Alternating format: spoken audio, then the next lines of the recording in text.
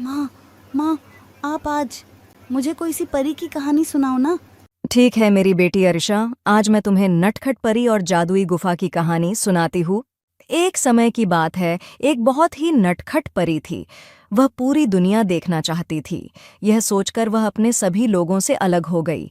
वह हर दिन बहुत दूर दूर तक जाती और नए लोग व नई दुनिया देखती थी। एक दिन वह उड़ती हुई एक घर के पास पहुंची। वहां पर वह खिद्दकी के पास छिप गई। उसने देखा उस घर में एक लड़का अपनी माँ से जिद कर रहा था कि उसे परी देखना है।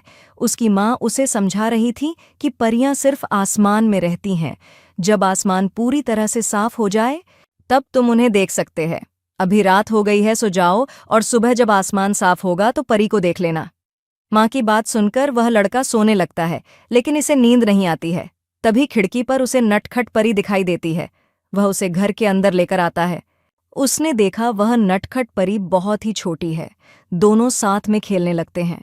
नटखट परी उसे अपना जादू दिखा रही थी और वह लड़का भी खुश होकर नाचता। तभी लड़के के कमरे इस तरह की शोर सुनकर वहां पर उसकी माँ आने लगती है।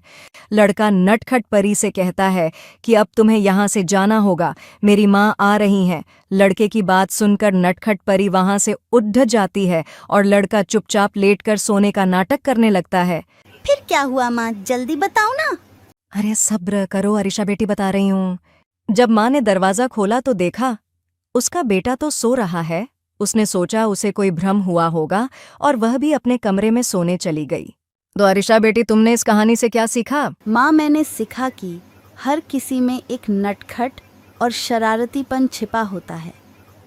फिर चाहे कोई बच्चा हो या कोई बड़ा आदमी। सुनने के लिए धन्यवाद। कृपया लाइक और सब्सक्राइब करें